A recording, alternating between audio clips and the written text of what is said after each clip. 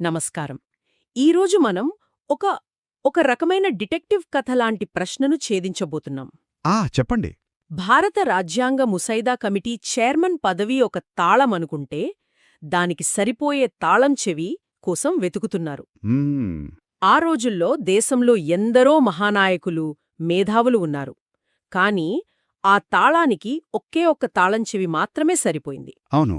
మన దగ్గర ఉన్న సోర్సెస్ ఏం చెబుతున్నాయంటే ఆ తాళం చెవికి అవసరమైన చాలా గాడులు అంటే అపారమైన న్యాయ నైపుణ్యం, అంతర్జాతీయ దృష్టి, సామాజిక సంస్కరణలపై గట్టిపట్టు ఇవన్నీ ఒకే వ్యక్తిలో డాక్టర్ బిఆర్ అంబేడ్కర్లో మాత్రమే ఉన్నాయని.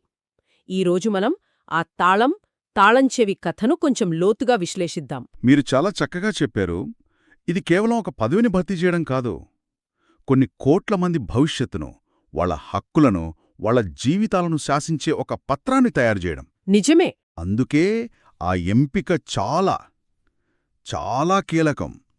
అది కేవలం ఒకరి అర్హతను చూడటం కాదు, దేశం యొక్క ఆత్మను అర్థం చేసుకోగల సరైన వ్యక్తిని గుర్తించడం. ఆ నిర్ణయం వెనుకున్న ఆలోచనా విధానాన్ని అర్థం చేసుకుంటే మన రాజ్యాంగం పునాదులు ఎంత బలంగా ఉన్నాయో మనకు తెలుస్తుంది. కరెక్ట్. సరే, అయితే ఆనాటి రాజకీయ వాతావరణాన్ని ఒకసారి చూద్దాం. మనకు స్వాతంత్ర్యం వచ్చింది, దేశాన్ని మనమే నడుపుకోవాలి, దానికొక రూల్ బుక్ అంటే రాజ్యాంగం కావాలి. అవును. అప్పుడు మన కళ్ల ముందు ఎవరున్నారు? జవహర్లాల్ నెహ్రూ, సర్దార్ పటేల్ లాంటి రాజకీయ దిగ్గజాలు. ఒకరేమో ప్రధాని, మరొకరు దేశాన్ని ఏకం చేస్తున్న ఉక్కు మనిషి. మ్మ్. మరి ఇంత పెద్ద బాధ్యతను వాళ్లకు కాకుండా అప్పట్లో కాంగ్రెస్ను తీవ్రంగా విమర్శించే అంబేడ్కర్కు ఎందుకప్పగించారు? వాళ్లల్లో లేనిది ఈయనలో ఏముంది? ఇక్కడే మనం చాలా జాగ్రత్తగా గమనించాలి. నెహ్రూ, పటేల్ ఇద్దరూ నిస్సందేహంగా గొప్ప ఇద్దరూ ఫుల్ బిజీ.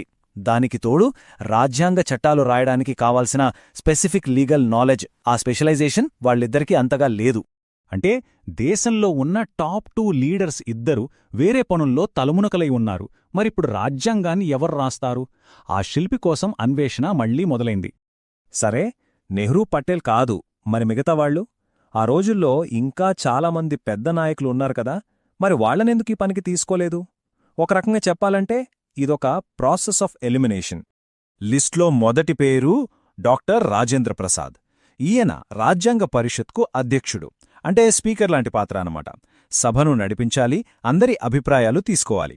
కాని రాజ్యాంగం రాయడమంటే చట్టాల్లోని ఎన్నో చిన్న చిన్న టెక్నికల్ డీటెయిల్స్ చూడాలి. ఆ రేంజ్ స్పెషలైజ్డ్ నాలెడ్జ్ ఆయనకు లేదు. అంతేకాకుండా ఆయన అసలు డ్రాఫ్టింగ్ కమిటీలోనే మెంబర్ కాదు.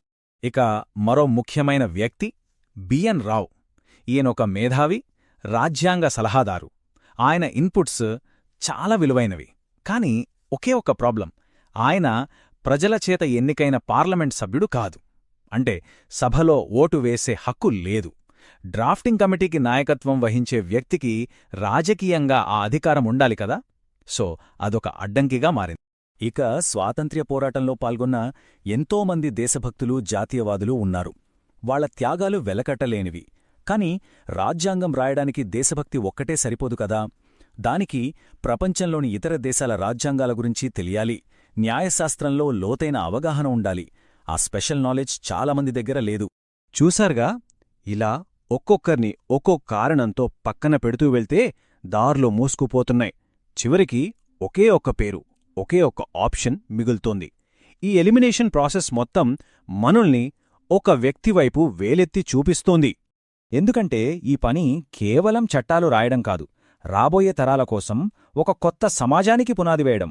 దానికి చట్టాలపై పట్టు మాత్రమే కాదు, ఆ సమాజం ఎలా ఉండాలో ఊహించగల ఒక విజన్, ఒక దార్శనికత కూడా కావాలి. రెండూ కావాలి. మరి ఇప్పుడు ఆలోచించండి, దేశంలోనే అత్యంత శక్తివంతమైన నాయకులు వేరే పనుల్లో బిజీగా ఉన్నారు. మిగిలిన వాళ్లకి అవసరమైన స్పెసిఫిక్ నైపుణ్యం లేదు. మరి భారతదేశ భవిష్యత్తును చెక్కడానికి కావాల్సిన ఆ అపారమైన న్యాయ పాండిత్యం, ఆ సామాజిక దార్శనికత, ఆ రెండూ ఉన్నది ఎవరికి? చరిత్ర ఆ ప్రశ్నకు ఒకే ఒక్క సమాధానమిచ్చింది: డాక్టర్ బిఆర్ అంబేడ్కర్. ఆయనే సరైన సమయంలో సరైన పనికి దొరికిన అసలైన జాతి నిర్మాత. మొదటగా న్యాయ పరిజ్ఞానం అంటారు. కాని ఆ కాలంలో పేరున్న న్యాయవాదులు ఇంకొందరు కూడా ఉన్నారు కదా, అల్లాడి కృష్ణస్వామి అయ్యర్ లాంటివాళ్లు. మరి అంబేడ్కర్ను మిగతావారి నుండి వేరుచేసిందేమిటి? మంచి ప్రశ్న. అవును, అల్లాడే కృష్ణస్వామి అయ్యర్, కెఎం మున్షీ లాంటి గొప్ప న్యాయవాదులు డ్రాఫ్టింగ్ కమిటీలో ఉన్నారు. కాని అంబేడ్కర్ నైపుణ్యం కేవలం సివిల్ లేదా క్రిమినల్ చట్టాలకు పరిమితం కాదు. ఓకే. ఆయన రాజ్యాంగ చట్టంలో అంటే కాన్స్టిట్యూషనల్ లాలో ఒక నిష్ణాతుడు.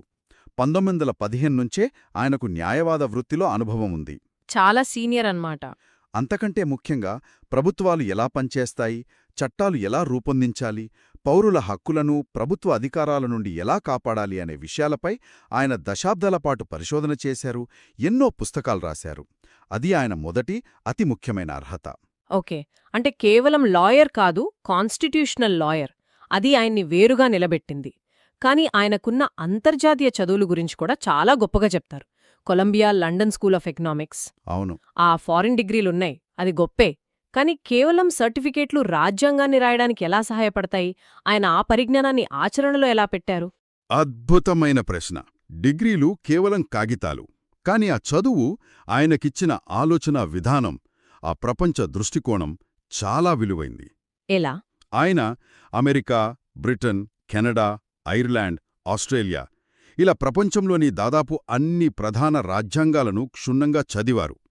కేవలం చదవడమే కాదు, వాటిని విశ్లేషించారు. ఉదాహరణకు ఐర్లాండ్ రాజ్యాంగం నుంచి ఆదేశిక సూత్రాలు అంటే directive principles of state policy అనే భావనను స్వీకరించారు. కాని వాటిని ఉన్నది ఉన్నట్టు పెట్టేలేదు. ఐర్లాండ్లో వాటికున్న ప్రాధాన్యత వేరు. అంబేడ్కర్ వాటిని మన దేశ సామాజిక, ఆర్థిక లక్ష్యాలకు అనుగుణంగా మార్చారు. ప్రభుత్వాలు ఏ దిశలో ప్రయాణించాలో చెప్పే ఒక నైతిక మార్గదర్శిగా వాటిని రూపొందించారు. కాని ఇది చాలా ఆసక్తికరంగా ఉంది. అంటే వేరే దేశం నుంచి ఒక మంచి ఐడియాను తీసుకోవటం, కానీ దానికి మన దేశానికి సరిపోయేలా ఇండియన్ ఫ్లేవర్ జోడించడం అన్నమాట. ఖచ్చితంగా సరిగ్గా అదే పదం. సరే, న్యాయం, అంతర్జాతీయ చట్టాలు ఇవన్నీ ప్రభుత్వ నిర్మాణం గురించి. మరి సామాన్య మానవుడి సంగతేంటి? వాడి హక్కుల గురించి ఆలోచించే అర్హత కూడా ఈ పాత్రకు అవసరమా? అత్యంత అవసరం. అదే అంబేద్కర్ 3-4 విశిష్టత. వ్యక్తిగత హక్కుల పరిరక్షణ ఆయనకు ప్రాణం లాంటిది. ప్రాథమిక హక్కులను రాజ్యాంగంలో రాయడం ఒకెత్తైతే, వాటికి ఎవరైనా భంగం కలిగిస్తే ఏం చేయాలి అనే దానికి పరిష్కారం చూపడం మరో ఎత్తు. అంబేద్కర్ రెండో దానిపై ఎక్కువ దృష్టి పెట్టారు. అంటే ఏం చేశారు? అందుకే ఆర్టికల్ 32ను ప్రవేశపెట్టారు. ఒకవేళ ప్రభుత్వం మీ ప్రాథమిక హక్కులను కాలరాస్తే మీరు నేరుగా దేశ అత్యున్నత న్యాయస్థానం సుప్రీంకోర్టు తలుపు తట్టవచ్చు అని భరోసా ఇచ్చారు. డైరెక్ట్గా సుప్రీంకోర్టుకి వెళ్ళొచ్చా? అవును. అందుకే ఆయన ఆర్టికల్ 32ను రాజ్యాంగానికి హృదయం, ఆత్మ అని పిలిచారు. ఈ ఒక్క ఆర్టికల్ లేకపోతే ప్రాథమిక హక్కులన్నీ కేవలం కాగితంపై అక్షరాలకే పరిమితమయ్యేవి. నిజమే. హక్కులివ్వడమే కాదు, వాటిని కాపాడుకునే ఆయుధం కూడా ఇవ్వడం ముఖ్యం.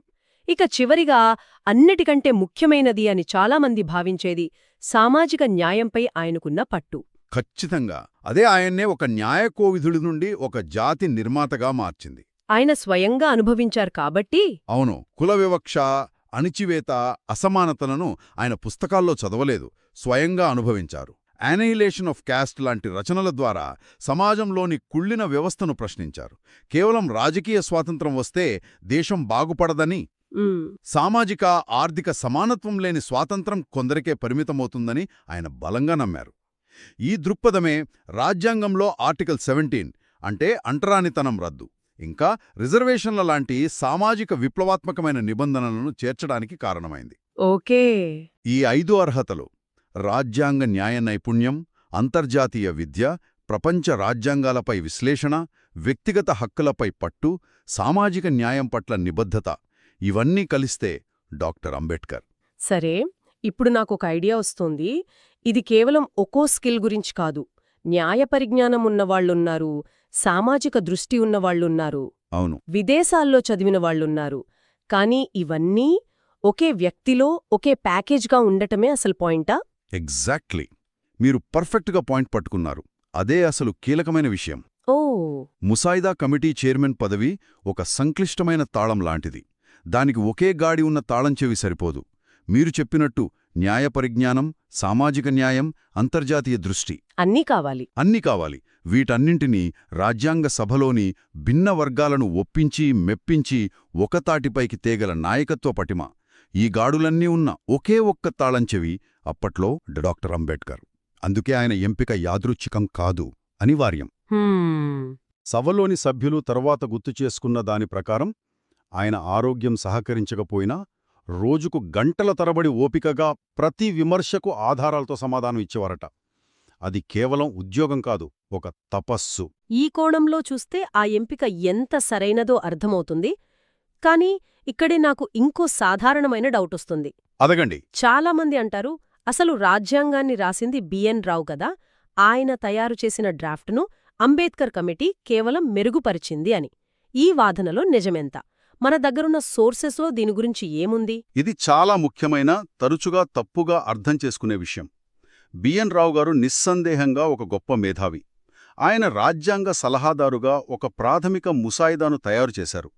అది నిజం. అది ఎలా ఉండేది? దాని స్వరూపమేంటి? ఒక్కసారి చూద్దాం. ఇప్పుడు మనం మాట్లాడుకుంటున్నదంతా ఏదో ఊహించి చెబుతున్నది కాదు. ఇదిగో, ఈ చారిత్రక పత్రమే మనకు ఆధారం. ప్రతి విషయాన్ని దీనినుంచే తీసుకుని విశ్లేషిస్తున్నాం. సో ఇది కేవలం మాట కాదు, సాక్ష్యంతో సహా మనం చూస్తున్నామన్నమాట. బిఎన్ రావు గారి డ్రాఫ్ట్, దాన్ని ఒక స్టార్టింగ్ పాయింట్ అనొచ్చు. అంతే. ఎందుకంటే అది ఎక్కువగా అమెరికన్, బ్రిటిష్ రాజ్యాంగాల నుంచి తీసుకున్న అంశాలతో ఉంది. ప్రాబ్లం ఏంటంటే అది మన భారతదేశ పరిస్థితులకు, మన ప్రజల ఆకాంక్షలకు సరిగ్గా సరిపోలేదు. అందుకే దాన్ని ఒక పునాది రాయిలా అనుకోవచ్చు, కాని దానిమీద కట్టబోయే భవనం మాత్రం అది కాదు. ఇక ఇప్పుడు వస్తుంది అస్సలు మలుపు. అంబేడ్కర్ కమిటీ వాళ్లు చేసిన కీలక మార్పులు. ఇక్కడే కథ మొత్తం టర్న్ తీసుకుంది. ఎప్పుడైతే డాక్టర్ అంబేడ్కర్ తన కమిటీతో ఈ పని మొదలుపెట్టారో మన రాజ్యాంగ భవిష్యత్తే మారిపోయింది. డ్రాఫ్టింగ్ కమిటీ, ఈ పేరుని మనం చాలా సింపుల్గా తీసుకుంటాం, కాని అది కేవలం ఒక కమిటీ కాదు, ఏకంగా భారతదేశపు తలరాతను తిరగరాయడానికి పూనుకున్న ఒక బృందం. దానికి కెప్టెన్ డాక్టర్ బిఆర్ అంబేడ్కర్. ఒక విషయం స్పష్టంగా అర్థం చేసుకోవాలి, ఆ కమిటీ చేసింది చిన్న చిన్న మార్పులు కాదు, ఏదో అక్కడక్కడా సరిచేయడం కాదు. వాళ్లు పాతదాన్ని పక్కన పెట్టి పునాదుల నుంచి ఒక సరికొత్త భవనాన్ని నిర్మించారు. అందుకే ఇది సవరణ కాదు, ఇది పునర్నిర్మాణం. సరే, ఈ రెండు డ్రాఫ్ట్ల మధ్య తేడాలేంటి? ఒకటి రావు గారిది, ఇంకోటి అంబేడ్కర్ కమిటీ ఫైనల్ చేసింది. రెండింటికి ఉన్న తేడా ఏంటో చూస్తేనే మనకు అసలు విషయం అర్థమవుతుంది. పదండి చూడండి, తేడా ఎంత స్పష్టంగా ఉందో. ఒకటేమో విదేశీ రాజ్యాంగాల నుంచి తెచ్చుకున్న ఒక బ్లూ ప్రింట్, రెండోదేమో పూర్తిగా మన భారతదేశం కోసం, మనవాళ్ల కోసం, మన పరిస్థితులకు తగ్గట్టుగా తయారుచేసిన ఒక డాక్యుమెంట్. ఇది చిన్న తేడా అస్సలు కాదు, ఇది ఒక విప్లవం. అంబేడ్కర్ కమిటీ చేసిన మార్పులు చూస్తే నిజంగా ఆశ్చర్యం వేస్తుంది. వాళ్లు కేవలం పాతదాన్ని మార్చలేదు, దానికి ఒక ఆత్మను పోశారు. సామాజిక న్యాయమనేదాన్ని రాజ్యాంగానికి గుండెకాయలా మార్చారు. ప్రతి ఒక్కరి ప్రాథమిక హక్కులకు తిరుగులేని బలాన్నిచ్చారు. మన న్యాయ వ్యవస్థను పటిష్టం చేశారు. ఈ మార్పులతో రాజ్యాంగం రూపురేఖలే మారిపోయాయి. రెండేళ్లు ఆలోచించండి. జస్ట్ కొన్ని మార్పులు చేయడానికి 2 ఏళ్లు పడుతుందా? అస్సలు పట్టదు. మరి ఎందుకు పట్టింది? ఎందుకంటే వాళ్లు చేసింది మార్పులు కాదు, ఒక దేశ భవిష్యత్తును చెక్కారు, దాని ఆత్మను అక్షరాల్లో నింపారు. అందుకే ఈ 2 ఏళ్ల కష్టమే చెబుతోంది, ఇది సవరణ కాదు, ఇదొక సృష్టి అని. సరే, ఇదంతా చూశాక ఫైనల్గా మనమేం చెప్పొచ్చు? ఒక బ్లూ ప్రింట్లా మొదలైన ఈ ప్రయాణం మనందరి హక్కులకు ఒక కోటలా ఎలా మారింది? దీనిపై తుది తీర్పేంటి? ఈ ఒక్క వాక్యం చాలు మొత్తం కథను అర్థం చేసుకోడానికి. తుది రాజ్యాంగం పూర్తిగా భిన్నంగా ఉంది. అంతే. సింపుల్గా చెప్పాలంటే, పాత ఇంటికి కొత్త రంగులు వేయలేదు, పాత ఇంటి స్థానంలో ఒక కొత్త, పటిష్టమైన భవనాన్ని కట్టారు. కాబట్టి మన రాజ్యాంగమనేది కేవలం బిఎన్ రావు గారి డ్రాఫ్ట్కి చేసిన మెరుగులు కాదు. ఇది చాలా స్పష్టం. డ్రాఫ్టింగ్ కమిటీ ఆ డ్రాఫ్ట్ను ఒక బేస్గా తీసుకుని ఉండొచ్చు, కాని చివరకు వాళ్లు సృష్టించింది మాత్రం పూర్తిగా కొత్తది. వాళ్ల దార్శనికతతో రూపుదిద్దుకున్న ఒక కొత్త కళాఖండం. అంబేద్కర్ గారు ఫైనల్ చేసిన రాజ్యాంగానికి మధ్య ఉన్న తేడాలేంటో ఇప్పుడు మనం ఒకసారి పక్కపక్కన పెట్టి చూద్దాం. అప్పుడు మనకే క్లారిటీ వస్తుంది. చూడండి, ఈ టేబుల్ చూస్తేనే చాలా విషయాలు తెలిసిపోతాయి. ముందు ఆర్టికల్స్ సంఖ్యనే తీసుకోండి. రావు గారి డ్రాఫ్ట్లో సుమారు 300 అంబేడ్కర్ గారి కమిటీ దాన్ని ఏకంగా 395కి పెంచింది. అంతేకాదు, సామాజిక న్యాయం, దళితుల రక్షణ లాంటి విషయాల్లో కేవలం సాధారణంగా కాకుండా చాలా నిర్దిష్టమైన, ఖచ్చితంగా అమలు చేయగల క్లాజులను చేర్చారు. అన్నింటికంటే ముఖ్యమైన విషయం ఏంటంటే ప్రాథమిక హక్కులు. వాటిని కేవలం ఒక లిస్ట్లా కాకుండా కోర్టుల ద్వారా మనం సాధించుకోగలిగే శక్తివంతమైన హక్కులుగా మార్చారు. అంటే లెక్క ప్రకారం చూసుకున్నా కూడా అంబేద్కర్ గారి నేతృత్వంలోని డ్రాఫ్టింగ్ కమిటీ అదనంగా 95 ఆర్టికల్స్ని చేర్చిందనమాట. ఆలోచించండి, 95 ఆర్టికల్స్! ఇది చిన్న మార్పంటామా? కానే కాదు. ఇది ఒక భారీ నిర్మాణం. ఇది నిజంగా చాలా చాలా కీలకమైన మార్పు. రావుగారి ముసాయిదాలో ప్రాథమిక హక్కులు కేవలం ఒక లిస్ట్ అంతే. కాని అంబేద్కర్ వాటిని కోర్టుల ద్వారా సాధించుకోగలిగే హక్కులుగా మార్చారు. దీనర్థమేంటో తెలుసా? ప్రభుత్వం గనక మన హక్కుల్ని ఉల్లంఘిస్తే ఏ పౌరుడైనా సరే నేరుగా కోర్టుకు వెళ్లి న్యాయం అడిగే శక్తిని పొందారు. అదన్నమాట అసలు విషయం. ఈ మార్పు ఎంత ముఖ్యమో చెప్పడానికి అంబేద్కర్ గారే ఆర్టికల్ 32 గురించి ఒక మాట అన్నారు.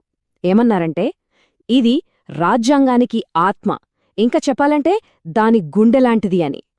ఆ ఒక్క మాట చాలు పౌరుల హక్కుల్ని కాపాడే ఈ నిబంధన ఎంత పవర్ఫుల్లో చెప్పడానికి.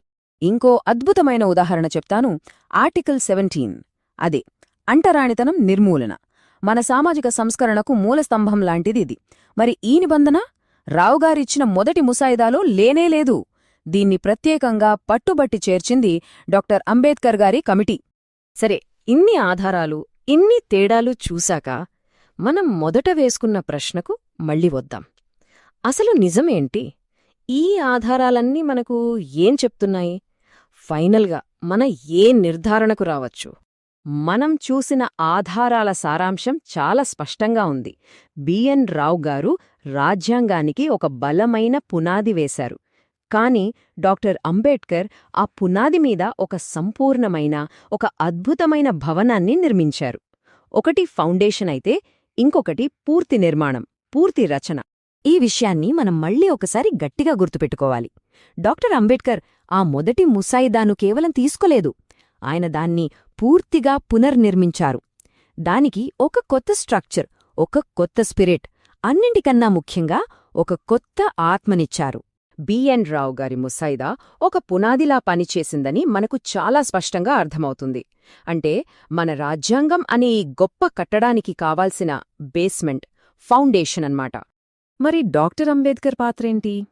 ఆయన ఆ పునాది మీద కేవలం చిన్న చిన్న మార్పులు చేసి వదిలేయలేదు, అస్సల్లేదు. ఆయన ఆ ముసాయిదాను తీసుకుని దాన్ని పూర్తిగా, అంటే కంప్లీట్గా పునర్నిర్మించారు. ఇక్కడ మనం పునర్నిర్మాణం అనే పదాన్ని సరిగ్గా అర్థం చేసుకోవాలి. పునర్నిర్మాణం అంటే కేవలం చిన్న చిన్న మార్పులు చేయడం కాదు. ఒక పాత నిర్మాణాన్ని తీసుకుని దాన్ని కూల్చేసి మళ్లీ మొదటినుంచి కొత్తగా కట్టడం లాంటిది. దాని స్వరూపాన్నే మార్చేయడమనమాట. ఒక విమర్శ గురించి మాట్లాడుకుందాం. మన రాజ్యాంగం ఒక కాపీ అని, అతుకుల బొంత అని, వివిధ దేశాల నుంచి కాపీ కొట్టారని ఇప్పటికీ విమర్శిస్తుంటారు. దీనికి అప్పట్లో అంబేద్కర్ ఎలా స్పందించారు? అవును, ఆ విమర్శ అప్పుడు కూడా బలంగానే వినిపించింది. కాని దానికి అంబేద్కర్ చాలా ఆత్మవిశ్వాసంతో గట్టిగా సమాధానమిచ్చారు. ఆయన సభలోనే ఒప్పుకున్నారు, అవును, నేను ఇతర దేశాల రాజ్యాంగాలను అధ్యయనం చేశాను అని. ఓపెన్గానే ఒప్పుకున్నారా? ఒప్పుకున్నారు. కాని దాన్ని ఆయన దొంగతనంగానో కాపీగానో చూడలేదు. ఆయనేమన్నారంటే, ప్రపంచంలో ఎక్కడైనా ఒక మంచి ఆలోచనుంటే దాన్ని స్వీకరించడానికి మనం సిగ్గుపడాల్సిన అవసరం లేదు. నా బాధ్యత నా దేశ ప్రజలకు అత్యుత్తమమైన దాన్ని అందించడం. ఆయన వాటిని గుడ్డిగా కాపీ చేయలేదని, భారత సామాజిక, చారిత్రక పరిస్థితులకు అనుగుణంగా మార్పులు చేశానని స్పష్టం చేశారు. ఆయన మాటల్లోనే ఏదైనా ఉదాహరణ ఉందా? ఉంది. చాలా గమ్మత్తైన మాటలున్నాయి. ఒకసారి సభలో మాట్లాడుతూ, ప్రజలు నా రాజ్యాంగం ఇతర దేశాల నుంచి కాపీ కొట్టింది అంటున్నారు. బహుశా అది నిజమే కావొచ్చు. కాని నేనొక ప్రశ్న అడగాలనుకుంటున్నాను.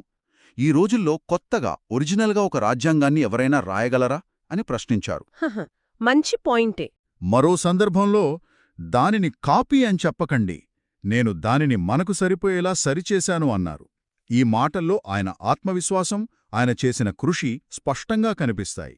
అంటే మనకున్న సమాచారం ప్రకారం తుది రాజ్యాంగంలోని 70% అంశాలు పూర్తిగా భారతీయ సమాజం, సంస్కృతి మరియు చరిత్ర అవసరాల నుంచి పుట్టినవే. అది కేవలం పదాల సమాహారం కాదు, ఒక దేశ ఆకాంక్షలకు అద్దం పట్టే ప్రయత్నం. ఈ చర్చ మొత్తం విన్న తర్వాత ఒకటి చాలా స్పష్టంగా అర్థమవుతోంది. డాక్టర్ అంబేడ్కర్ ఎంపిక అనేది అనుకోకుండా జరిగింది కాదు, లేదా ఏదో రాజకీయ సర్దుబాటు, అంతకన్నా కాదు. కాదు, అస్సలు కాదు. అది పూర్తిగా అర్హత, సామర్థ్యం మరియు ఆనాటి చారిత్రక అవసరం ఆధారంగా తీసుకున్న ఒక అత్యంత వ్యూహాత్మకమైన, సరైన నిర్ణయం. ఆయన కేవలం ఒక కమిటీకి అధ్యక్షత వహించలేదు, ఒక ప్రాథమిక ముసాయిదాను స్వీకరించి దానికి సామాజిక న్యాయం అనే ఆత్మను జోడించి రాబోయే తరాలకు మార్గనిర్దేశం చేసే ఒక పవిత్ర గ్రంథంగా మార్చారు. ముగింపుగా ఒక్క విషయం. రాజ్యాంగ నిర్మాతలు మనకు న్యాయం, సమానత్వం, స్వేచ్ఛ కోసం ఒక అద్భుతమైన చట్టాన్నందించారు. వారి బాధ్యతను వారు సంపూర్ణంగా నిర్వర్తించారు. అవును. కాని ఆ చట్టం యొక్క విజయం, ఆ భవనం యొక్క పటిష్టత, అది రాబోయే తరాలైన మనం ఎలా అర్థం చేసుకుంటాం, ఎలా ఆచరణలో పెడతామనే దానిపైనే ఆధారపడి ఉంటుంది. కాలంతో పాటు ఆ రాజ్యాంగ స్ఫూర్తిని సజీవంగా ఉంచడంలో, దాన్ని కాపాడుకోవడంలో మనందరి పాత్ర ఏమిటి అనే ప్రశ్న గురించి వినేవాళ్లు ఆలోచించాలి.